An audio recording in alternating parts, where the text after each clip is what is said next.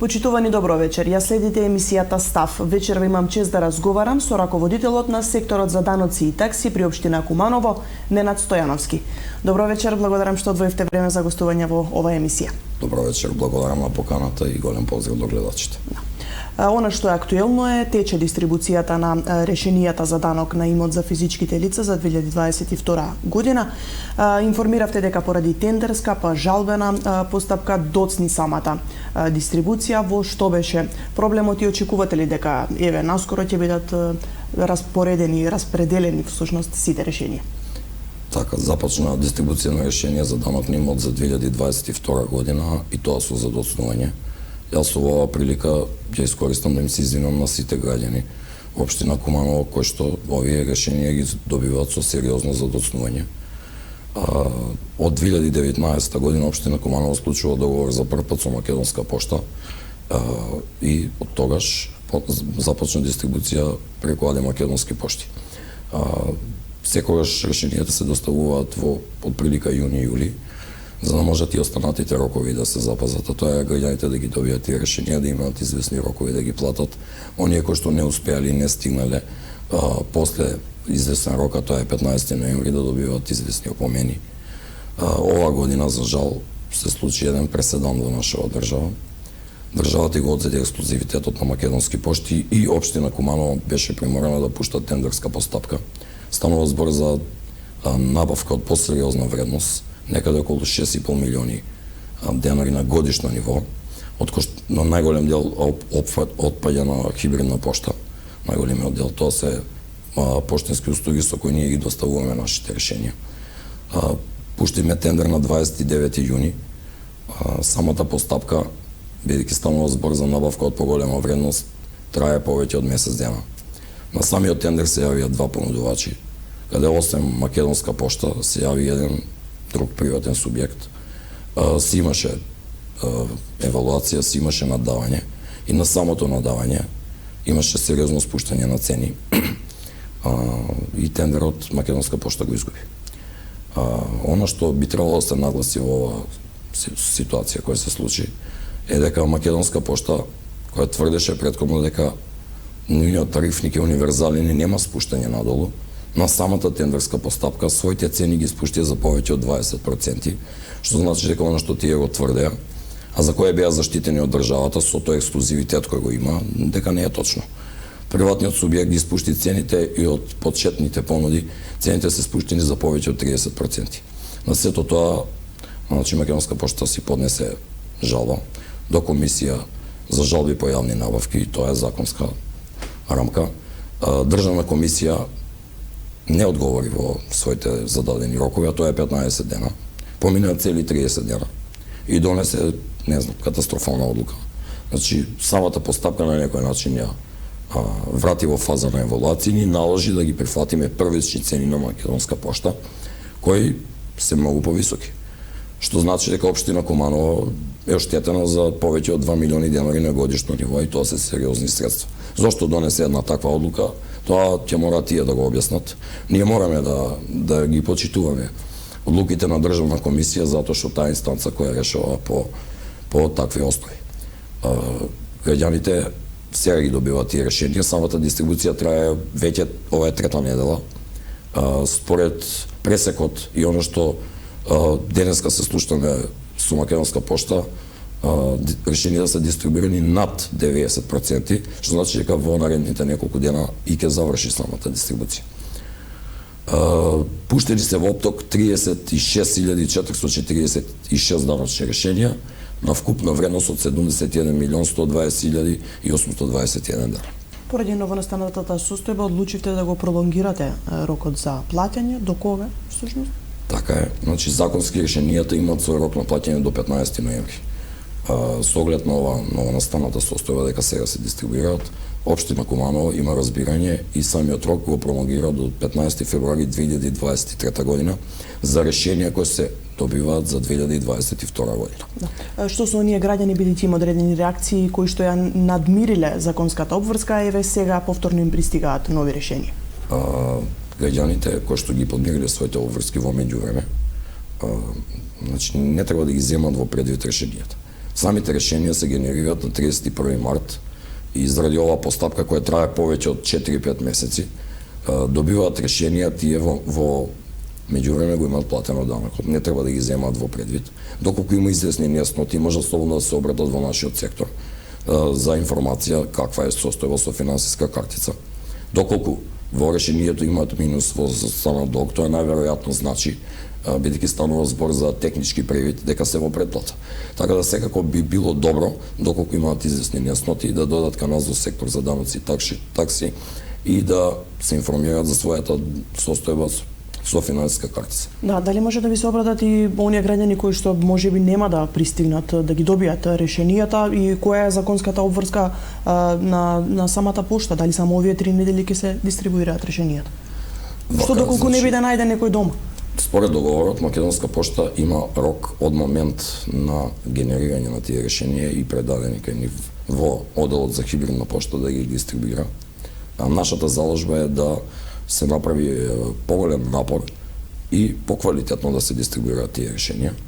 Значи, Македонска пошта, според договорот, треба, еднаш ако не успее да ги најде, 2 пати да направи обид да го достави тоа решение. Доколку 2 пати не успее да го достави тоа решение, законски треба да им остави известување на странките на домашна треза на која го имаат пријавено да им пристига тоа решение. Во тој рок странките би требало да се јават доколку се тука, може би се иселени, може би не се тука, може би се починати. Доколку и тој рок помине, тоа се смета според закон за поштенски услуги за квалитетна достап. Доколку граѓаните по овој рок, а тоа ќе биде до крај на година, не го добијат ова решение, да слободно и треба да се обратат во сектор за даноци и такси за да видиме зошто не е добиено тоа решение, дали воопшто има даночна обврска и на некој начин да се информираат за својата состојба. Генерално, задоволни ли сте од наплатата како што се реализира овие години? Совесни ли се кумановци, навреме ли ја надмируваат обврската? Па мора да признаеме една работа, дека кумановските граѓани се дисциплинирани во своите обврски. Ако се анализира еден 10-годишен период, ќе се констатира дека над 85% од обврските кои ги има во нашиот систем се платени од страна на граѓаните. И тоа е за поздравување, што значи дека кумановските граѓани сериозно ја сватиле своја обврска и се креатори на тој буџет кој е најзначаен во нашава општина. Каква е состојбата со компаниите? Компаниите од секогаш биле поддисциплинирани во врска со наплатата, затоа што таму, осем опомени што добивале, општина Куманово прибегнувала и на блокади. Значи, ние ги блокираме правните субјекти кои не ги измируваат своите обврски на време. Во дел на физички лица, општина Куманово се уште нема блокирано физички лица. Направени се 3 обиди со решение на домашна адреса. И тоа е тој период од кога почнаме да работиме со Македонска пошта, затоа што имаше граѓани кои воопшто не добиле решение. И сега, кога ти никогаш не си добил решение, природно е и нормално е да реагираш. Затоа моравме да ги информираме граѓаните сите овие години со опомени за вкупен долг, со решенија и 3 пати поред 3 години добија решение за присилна наплата, меѓутоа на домашна адреса. Се уште не е направена операција за блокирање во банки, меѓутоа тоа е процес кој мора да го спроведеме. Јас ги замолувам граѓаните сериозно да ја сватат оваа работа и да ги исчистат своите обврски. Ние сме свесни на социоекономската состојба во која се наоѓаат, меѓутоа тоа е законска обврска. Да. Извесен период функционира и електронската наплата. Се стекнува ли навика за користење на оваа алатка? Па вака, во оваа прилика би сакал да ја промовирам на некој начин таа алатка. Имаше еден проект под покровителство на Фонд за технолошки развој и иновации UNDP. Самиот проект се спроведуваше во 5 општини во нашата држава, меѓу кои нашата општина, општина Куманово. Таму беа Боговиње, Охрид, Прилеп и Свети Николе, мислам. Тој проект требаше да започне да функционира од 1.1.2020 година. Тоа е една платформа каде што со регистрација на мејл и со снимање на матичен број на корисник, во овој случај кој е физичко лице матичен број, кој е правно лице даночен број, треба да излезат сите обврски кои ги поседуваат тие субјекти даночни обврсници. Самиот проект се забави многу. Значи, тоа беше на некој начин фирма која беше определена од страна на UNDP која ќе го изведува тој проект. Не знам, малку беше непрофесионално во некои своји делови. Работеа во комбинација со комерцијална банка и целокупната приказна траеше повеќе од 2 години. Едно време мислиме да се откажеме од таа платформа, бидејќи премногу време помина да преминеме на некои други солуции. Меѓутоа, конечно, пред месец и пол-два на некој начин е успешна таа платформа. Тоа е enaplata.kumanovo.gov.mk. Ја има и на сајт на општина Куманово. Граѓаните може да ја посетат, треба да ја користат и во овој случај кога ќе се сними, нели, даночниот обврсник и регистрирано мејл, сите обврски без 2022 година во овој момент излегуваат, а ќе ги има и обврските за 2022 година по генерална дистрибуција на решенијата, кога ќе добиеме потврда од Македонска пошта, тоа ќе е наверојатно наредната недела. Доколку има проблеми со користење на самата платформа, ние во постапка сме на изработување на упатство за употреба и тоа истото ќе се најде на сајтот, а исто така можат граѓаните слободно се информираат во сектор за даноци и такси за упатство како тоа да го користат. Да, колку средства годишно се слеваат во буџетот од даноци и такси? Па ако се споредат последните 4-5 години во однос на претходните години има сериозно зголемување на приходи, даночни приходи. Тоа е резултат на сериозната работа и пристапот на самиот сектор. И јас за оваа прилика ги поздравувам сите вработени кои што работат во нашиот сектор, а вработени сме околу 24, точно 24 луѓе. Значи самиот ангажман и залагање донесо да направиме еден таков резултат. Значи годишно ако гледаме финансиски низ призма на одбројки, со сите подкатегории на даноци, каде што се данок имат на физички лица, данок имат на правни лица, комунална такса, односно нази за дело на просторија како давачка, која исто е во категорија на даноци, да ако се земи и данокот на промет, данокот на наследство и подароци, можеме да кажеме дека просекот се движи во последните 4-5 години околу 200 милиони. Претходно било околу 130-140 милиони. Значи разговараме за сериозно зголемување. И тоа е солиден износ кој влегува директно во оперативен буџет. Така да граѓаните се тие кои се креатори на тој буџет. Има ли разлика во цените на даноци? Најавивте одредени измени кои што ќе морате да ги примените во однос на зонирањето. Па вака. Значи прво да тргнеме од стапката на данок на имот. Законски според Закон за даноци на имот, стапка за данок на имот, она годишно решение што ние го добиваме, може да се движи во рамки од 0,1% до 0,2% од утврдена пазарна вредност. Што тоа практично значи? Тоа значи дека може да биде 1/1000 дел од вредноста на тој имот. Тоа е некој минимален износ и ние со одлука на Совет од 2005 година е определено на 0,1%. Иста оваа одлука се донесуваше и 2019 година, некаде при крај, пред 2020 се извинувам. Така да ја потврдиме таа одлука на тој Совет и истата ја заокружиме на тој минимален износ од 0,1%. Што значи дека ако ја анализираме таа стапка, ние имаме најниски даноци во законски рамки. Тоа е во тој дел. Во дел на проценка, значи ние се водиме според методологија за утврдена вредност, пазарна вредност на недвижен имот и со одлука од 2014 година која се уште е во тек, се утврдени пазарни цени. Истите не се менувани, истите и ден денеска важат, а тоа се веќе 8 години, значи нема промена на цени. Општина Куманово, според договорите кои што поминувале и според движење на цени, според цените кои што важат во методологија, има донесена одлука да општина Куманово тргнува од 10-та зона. Што тоа практично значи? Колку зони одиш поназад, толку се повисоки цени. Имавме ние ревизија и според споредбите кои што ги гледавме, испаѓа дека општина Куманово треба да се помести една зона назад. Ова обврска треба да ја извршиме до крај на година или почеток на наредната.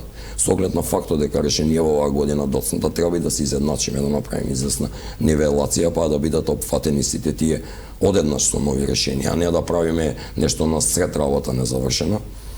Ќе мора да го зонираме. Значи, ќе мора да има повторно зонирање. За ова работа е малку покомплексна, затоа што тука треба да се вклучи сектор за урбанизам и ние веќе сме разговарале на оваа тема, сме одржали известни состаноци, како и новото претпријатие за просторно планирање, кое треба да ги даде точките кај што ќе се движи градот. Во исто време, откако е донесена таа одлука 2014 година, за зонирање и тековни цени според методологија, донесени и определени ценовник, односно тарифник за земјиште, по места викани, кој е прилагоден на самата методологија. И тој тарифник се уште не е менуван, така да нема апсолутно никакви промени на цени, само има промени во делот дали некој плаќал даноци или не плаќал даноци. Каква е состојбата во другите градови? Како се движат таму цените? Па, да речеме, град Скопје тргнува од прва зона. Таму се највисоки цени. Една делана просторија во центар на град Скопје, според нивна пресметка, е 2,5 пати повисока од колку во општина Куманово. Град Прилеп, кој, например, е град со сличен број на граѓани, значи тука некаде сме почнува од 7 зона. Значи и тие имаат повисоки цени. Град Кавадарци исто почнува со пониска зона. Така да цените во Куманово и не се толку високи. Пријавуваат ли кумановци имот кој треба да се оданочува и што најчесто се купува периодов? 2019-2020 година започнеме процес на масовни репроценки во општина Куманово и тоа што идоме на сериозни отпори и проблеми во дел на незадолжени лица. Тогаш ја зголемивме базата на некој начин воведовме рамномерност и рамноправност во даночна политика во општина Куманово.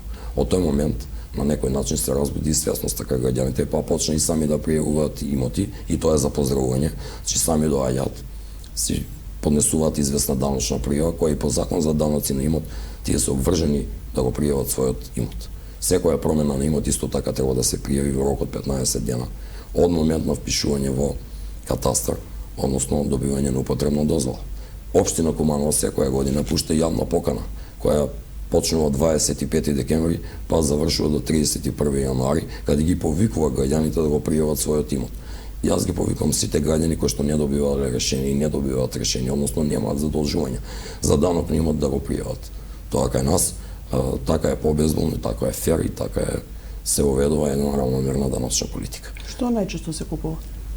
Последниве 2 години има сериозни купопродажби во општина Куманово, и ако гледаме финансиски минатата година е најдобра година во тој дел. Имаше над 7000 предмети, од кои 4000 отпаѓаат на купопродажби и наследства. Самата и пандемија го предизвика тоа, да има наследства и подароци, затоа што тоа е категорија која мора да се реши на време. Во последниве 2 години најмногу се купува земјиште.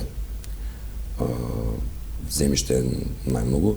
Тука се појави и сериозни купопродажби на оние фирми кои што беа во стјачај.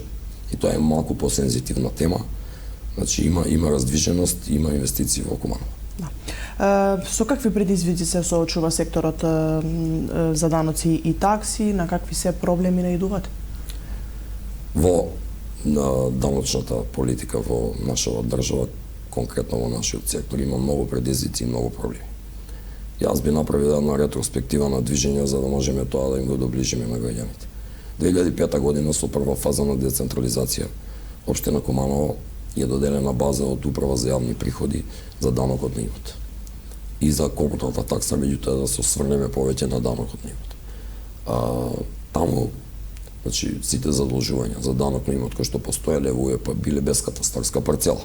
Значи, граѓаните сами пријавувале известни вредности, УЕП си имал своја база и 2005-2006 година веќе ги предава на општините. Општините преземаат база од Управа за јавни приходи. Таму има само даночен обврзник, а не постојала катастарска парцела. И уште од самиот старт имате небулози во тој дел.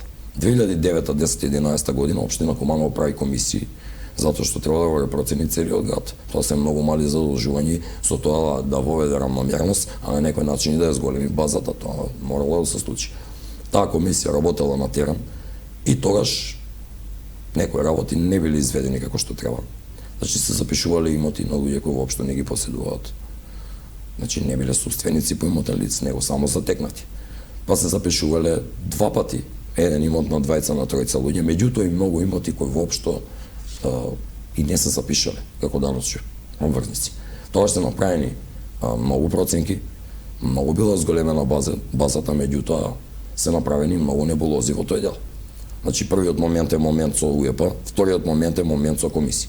2013 година на сцена стапуваат овластени проценители, со тоа се формира и таа методологија, одлука која општина Куманово има донесено.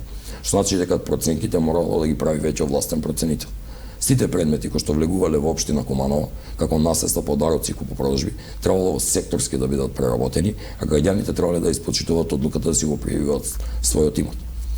Тогаш постоеле даночни инспектори, меѓутоа нивната функција на некој начин била замрзната. И општина Куманово воопшто и немала даночен инспектор.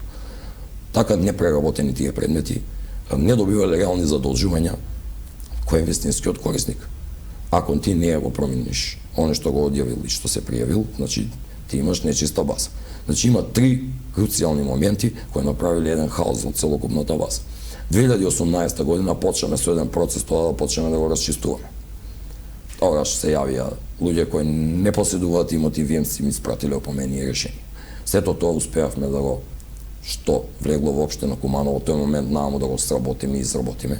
Меѓутоа секогаш постојат и задолжени луѓе кои не се собственици. Затоа ние со сите тие опомени решени ги повикаме, бараме известни документи за да можеме тоа да го решиме. Има задолжување по УЕП, не знаеме за кој имот имал. Доколку би го имале тоа КП, катастарска парцела, ние би можеле ни да ги избришеме. Доколку не, како би можеле да ги избришеме?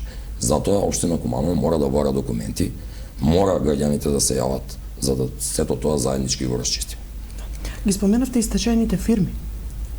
Стечајните фирми се најсензитивна категорија на фирми, затоа што државата свесно ги пуштила во стечај, не успеале да функционираат, но поднебје кај нас не успеале финансиски да издржат. И сега се поставува главното прашање кога доаѓа фирма во стечај со некое си решение, како ние треба да им сметаме данок на промет. Тука се доведува во прашање една голема работа за која треба да се дискутира на повисоко ниво. Кој закон, каква важност и значење има? Значи, во нашава држава се наметнува правилото дека законот за стечај е лекс специјалис и на него сите закони треба да му бидат подрени. Значи, дали сега законот за стечај е посилен од закон за даноци на имот? Еден објект, доколку не биде проценет, со реална пазарна вредност и доколку не се земе таа вредност, треба да му пресметаш данок на промет. Тој данок на промет и таа проценка треба да влезе како задолжување годишно за данок на имот.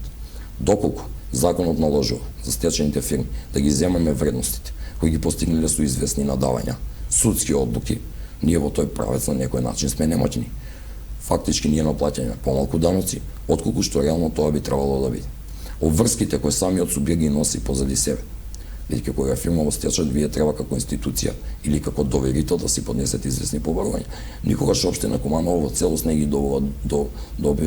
добива побарувањата кои што ги има спрема таквите субјекти, бидејќи од стечајна маса на крај сите тие побарувања се делат по доверители, по приоритет кој што го определува стечајниот управник, односно одборот на доверители. Така да тоа е една специфична тема, ние на некој начин имаме многу постапки во управен суд, се бориме. Нормално е да си ја штитиме нашава институција, нормално дека закон за даноци на имот не можеме да го ставиме дека е нешто подолго од законот за стечај. Тука се јавуваат извршители. Самите извршителски предмети, односно објекти, кои што доаѓаат на еден таков начин, ние според закон сме обврзани да ги прифаќаме тие цени. Во дел на долговите спрема нас, во делот на данокот на имот, тие се обврзани само една година да не исплатат. Тоа што ние не сме успеале да го направиме, а не сме можеле да го направиме, значи ние не смееме да блокираме сметки, ние треба да поднесеме побарување и да чекаме распредела, а таа распредела никогаш не е доволна. Во овој контекст, јас би сакал да напоменам и за сметки. Значи, општина Куманово има свој даночни извршители. Ние правни лица блокираме за своите долгови кои тие не ги плаќаат навремено, одел на данокот на имот на правни лица, меѓутоа и во дел на комунална такса за фирма. Понекогаш имаме проблеми. Какви се тие проблеми? Значи, пуштаме блокади, банките не известуваат дека немаат сметки. Единствено тело кое треба да ги даде сметки е единствено регистар на трговски сметки РТС. Меѓутоа, ние не сме задоволни, сме пробувале да добиеме информации, никогаш не сме добиле за информации на сметки. Еви, тоа е една работа која би требало да се реши на централно ниво. Значи, ако тоа е тело кое треба да ги дава активни сметки на субјекти, не треба сега ние да ги бараме и да ги наоѓаме со пробување во банки каде имал сметка, да ја бараме на сајт на централен регистар, но па и сето тоа ни прави проблеми. Што е оно што би сакал да го напоменам и во дел на комунални такси? Кои се тие проблеми кои се јавуваат? 2005 година, нели, исто е како што е наследена база на УЈП, е наследена и база регистар на фирми, комунална такса на фирма, која во општина Куманово е определена на 6000 денари. За самостоен вршител трговец на дејност е определена на 2000 денари. Тоа е, нели, како што се отвараат фирми, така се затвараат фирми. И кога ќе се затвора одреден субјект, по закон е должен прво да ги измира врските кои ги има по комунална такса кај нас и по данок на имот. Од Централен регистар постоеше дупка до пред неколку месеци, а тоа е дека Централен регистар според известни два члена 552 и 552б, доколку субјектот не поднесе три завршни сметки, врши затварање и бришење на тие субјекти, а во тие субјекти ги немаат измерено световрски воопште на Куманово. Сега таа работа се исправила пред неколку месеци. Меѓутоа што правиме со средствата кои што општините, во овој случај општина Куманово, ги има изгубено по тој основ? Нели е тоа одговорност и дали треба Централен регистар да одговара за ваква работа? Ние тие средства би требале да ги бришеме. Никогаш нема да можеме да ги наплатиме затоа што веќе тие субјекти не постојат. Поминато. Како гледате на законот за даноци и такси? Има ли одредени неправилности кои влијаат можеби на вашата работа, на средствата во општина? Законот за даноци има постои што од 2005 година во својата форма тој опстои денес. Постоеше минатата година измени и дополна на закон за даноци на имот и тоа е донесено на 6.7. Минатата година. Се подобри ли нешто по законските измени?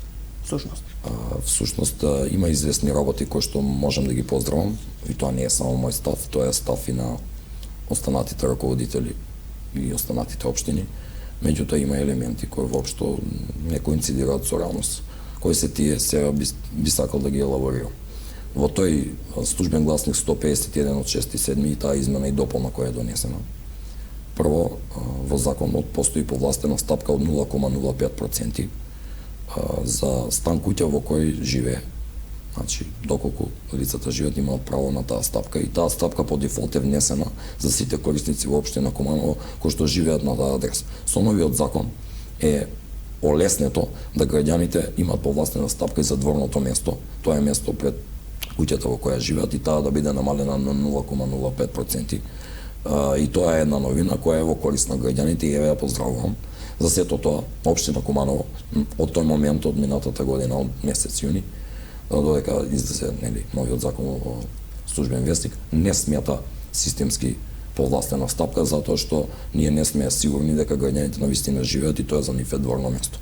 За да граѓаните додат до тој момент што тогаш почнеме да примаме барања за намалување на дворно место, а за сето тоа бараме известни документи како што е уверени од катастар со кои имот располагаат, како и копија од лична карта за да потврдиме дека тие луѓе навистина таму живеат. Тоа е делот од закон кој е за поздравување таа измена и дополна. Исто така во дел на која цена би требало да биде основа за пресметка на данок на имот, тоа е едно круцијално прашање. Значи, се прифаќа и договорна цена. Ако јас и вие се договориме еден имот да ми го продадете, да пример вие за 1 милион евра, а наша проценка е пола милион евра, данокот ќе мора да биде на 1 милион евра. Што вие сте правеле со останатите пола милион евра и вие сте постигнале пазарна цена. И тоа беше една дилема во даночниот сектор во нашава држава. Многу постапки завршија на управен суд и тоа е оправдано. Доколку вие сте постигнале пониска вредност од она што реално пазарно тежи, тогаш ја прифаќаме нашава проценка според методологија. Значи мораме да се фатиме за реална вредност. А во овој случај ако вие сте направиле, односно јас и вие 1 милион, тоа е реална вредност. Доколку сте направиле 100.000 евра договор, може би сте се договорили за таа работа. Реална вредност тогаш е нашата повисока вредност. Не сум задоволен, нити јас, нити ќе се сложат најголемиот дел од раководители во дел на земјоделско земјиште. Значи се донесе закон дека земјоделско земјиште, ако не се обработува, претходно беше дека може да биде предмет на одночување. Со новата измена и дополна, на некој начин им се наложува на општините да ги задолжуваат, значи сопствениците, по стапка од 0,3%, значи 3 пати поголема стапка, отколку што е данок на имот на стан, на деловна просторија, на градежно земјиште, тоа доколку го пријава тоа, односно по стапка 5 пати поголема доколку не го пријава тоа. Дали ќе го произведуваат ќе го користат земјиштето за земјоделско производство или нема да го користат, е клучно прашање според новиот закон за да имаш пресметка на данок. Прво, тоа е невозможно да контролираш на цела територија на општина Куманово. Не една, 21 комисии да направиш, тоа е невозможно. Второ, ако некој тој имот го обработува сега, можеби до година нема да го обработува, така да тоа повторно е пробелливо. И дали е нормално едно финансиско оптоварување граѓаните да добијат за земјоделски земјишта е одговор на кој би требало да го дадат оние кои го донеле тој закон. Јас искрено жалам за таквата работа. За да донесеш известен закон треба да имаш сериозни познавања во таа материја. Прво треба да се спуштиш на најниско ниво, да се консултираш со сите оние луѓе кои се инволвирани во такви процеси. Да направиш заклучок на сето тоа, па тогаш да преднесеш ти предлог закон за менување. Закони треба да се менуваат и тоа е добра работа, меѓутоа треба да знаете како да ги менувате. Така да тој дел не сме задоволни во тој дел, искрено. Постојат и други измени за кои можеби во некоја друга емисија ќе продискутираме подетално. Работата налага соработка и со останатите сектори во општината, меѓутоа и со останати државни институции. На каква соработка, како ја оценувате всушност? Па ајде вака ќе тргнеме прво од интерсекторска соработка, таа е многу значена. Можеби најзначена, затоа што доколку нема интерсекторска соработка, значи услугата која општината треба да им ја даде на граѓаните нема да биде на задоволително ниво. Не би давал примери за такви работи, меѓутоа конкретно е нашиот сектор е поврзан со сектор за урбанизам директно затоа што сите земјишта кои што имаат или немаат плански опфат, треба ние да го добиеме одговорот од нив. Тоа треба да биде експресно.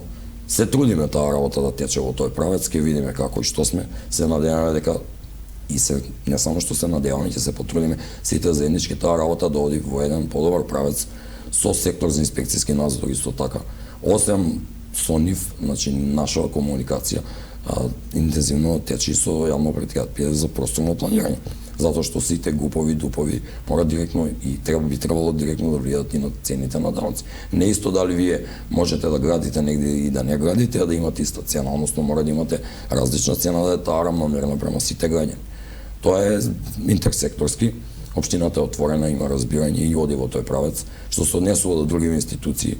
Еве ќе почнем од катастар. Тоа е институција која е директно поврзана со нас. Таму постојат катастарски парцели. Таму се евидентирани сите сопственици. Таму постои регистар на цени. Значи секој предмет кој поминува, прво треба да помине низ данош. Дали е наследство, дали е подарок, дали е купопродажба, има процес на пресметка на данок, на евиденција преку општината, за да потоа отиде во катастар и се впише во нова собственост. Катастар е централна институција. Општина Куманово за да вади имотни листови има направено на договор со катастар. Таму се беа инволвирани две лица од сектор за урбанизам, сектор за даноци бидејќи има потреба од имотни листови. 9 месеци се мачеше за да инволвира и вклучи само еден човек во тековен договор кој го има со катастар. И како да ја оцениме таа работа ако 9 месеци не може да вклучиме ново лице за тековен договор? Дали катастар ги дава комплетно сите информации? Значи ние имаме соработка со катастар, меѓутоа не е на задоволително ниво. Таму постојат симптоматични работи на собствености на имоти кои што на некој начин многу тешко ги добиваме. Моje мислење е дека катастар што побрзо треба се децентрализира и да припадне на општината, за да можеме да ги имаме тие информации во секој време, така ќе биде и полесно за нас. Ќе ги имаме задолжено сите оние кои што не се задолжени. Нема да ствараме немири на оние кои плаќаат даноци, па да доаѓате да бе комшијата не плаќа, овој не плаќа или вака плаќа или не плаќа. Што значи дека мора да се поработи на тој дел. Јас од оваа позиција немам влијание на такво нешто, ама се надевам дека ќе дојде што побрзо еден момент да катастар на некој начин биде заедно со нас. Сите тие информации да се мечираме со катастар. Еве не мора да биде со нас да можеме во секој момент да ги користиме тие податоци со кои тие располагаат. А зошто и да не можеме? Ако државата им наложува на општините да се грижат за своите приходи, тогаш треба да ги даде и можностите со кои што таа располага. За централен регистар веќе ви кажав. Среќа што тој член 552 и 552 бе избришен, да веќе немаме проблеми. Значи мора да има подобра кореспонденција помеѓу централните институции и општината. Да. Нешто претходно го споменавте бројот на вработените во секторот, располагате ли со доволен број на стручен кадар? Сектор за даноци и такси кај нас има вкупно 24 вработени. Кај нас постојат две оделенија за данок на имот и оделение за данок на промет. можеби работата е различна, меѓутоа тоа е поврзано. Сепак тоа се даноци, едни од тоа деление задолжено за годишни решенија за данок на имот и комуналните такси, комунална такса за фирма. Второто за сите оние купопродажби, наследни подарици кои што имаат плаќање, односно и не мора да имаат плаќање, иако е пренаследен ред. Работата е добро средена, и потребна е да се направи нова функционална анализа. Значи, имаме даночни извршители, значи ние како институција си имаме систематизирано место, сами да се извршуваме, значи не можеме да најмуваме надворешни извршители. И тоа е во ред, меѓутоа треба да имаме и моќ, поголема моќност на тие позиции. Најголемиот проблем е со проценители. Значи, ние имавме само 3 проценители до пред некој време, сега имаме тековни 2. Само полагање за проценители не постоеше од 2013 година. За среќа ЗЕЛС направи известна заложба. Комора на проценители пушти полагање во тек репродукција на такви нови кадри. Значи, реално, и проценката треба да се прави секоја година на целокупен имот. Ако вие имате, како ние во овој случај, 36-7 корисници, а не се задолжени, има сигурно 50.000 на територија на општина Куманово, значи, потребни се 6, 7, 8, 10 проценители, како би може таа работа да ја правиме секоја година навремено, да немаме застои и да работата тече природно. Одделно од даночни инспектори, тоа е исто еден кадар кој што допред известно време, а и сега, значи, даночни инспектори се воделе во сектор за инспекцијски надзор и тие треба да бидат во служба на сектор за даноци и такси. Општина Куманово нема даночен инспектор. Има известни општини кои што според стариот закон и поодамно успеале да продуцираат такви кадри. Ние пробавме да продуцираме даночен инспектор. Таму им постои известна конфузија, не знам каква е. Значи, веќе дали ќе има даночни инспектори, сакаат да ги спуштат на ниво на даночни контролбори, значи и да бидат под сектор за даноци и такси, а не под сектор за инспекцијски надзор. Што се случува таму со советот на инспектори, јас не можам да знам, меѓутоа даночни инспектори се неопходност, затоа што тоа е механизам со кој вие, сите оние кои што не го пријавиле својот имот, не сакаат да го пријават и не плаќаат, треба да добијат известни казни, значи има предвидено законски известни казни, известен записник, со кој записник се прави задолжување кое потоа би може да го спроведувате и по банки и да си ги спроведувате сите законски можности кои што ви се на располагање. Во овој контекст и надвор малку од оваа тема би сакал да продискутираме за управниот суд. Значи, управен суд е инстанца која одлучува по сите списи и предмети кои што секај нас, значи странките имаат право да обжалат нашето решение. И во дел на данок на имот, и во дел на данок на промет. Претходно, самите институции, меѓу кои општина Куманово, има право да користат и Висши управен суд како институции и во крајна инстанца на нешто, државниот правобранител. Таа состојба не укината од 2019 година.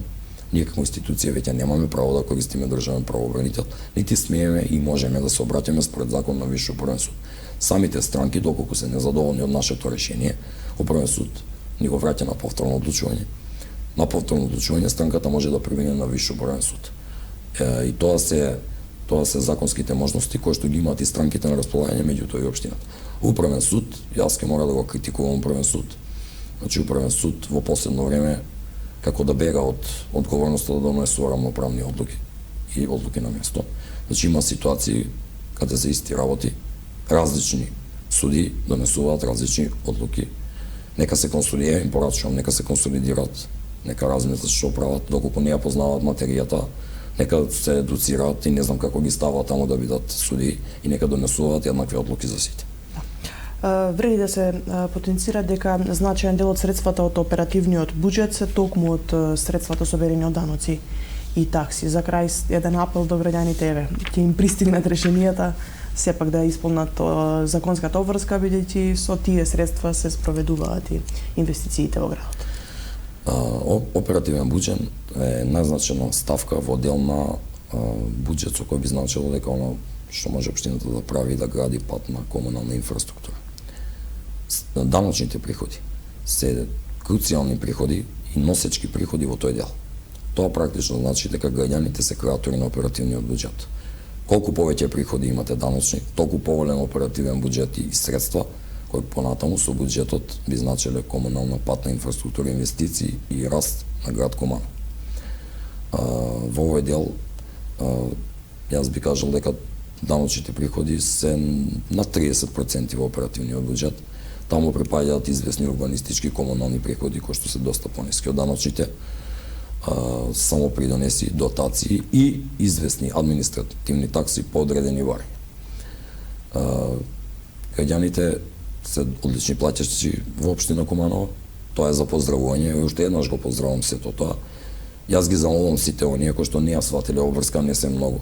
Нека сватат сериозно ова обврска. Нека ги платат своите давачки затоа што самото плаќање е подобра инфраструктура, патна, комунална и подобар начин на живот во нашиот град. Ви благодарам за одвоеното време. Благодарам и на вас. Имајте убав вечер и голем поздрав до гледачите. Почитувани, тоа беше се за вечерва. Останете на програмата на Телевизија Плюс.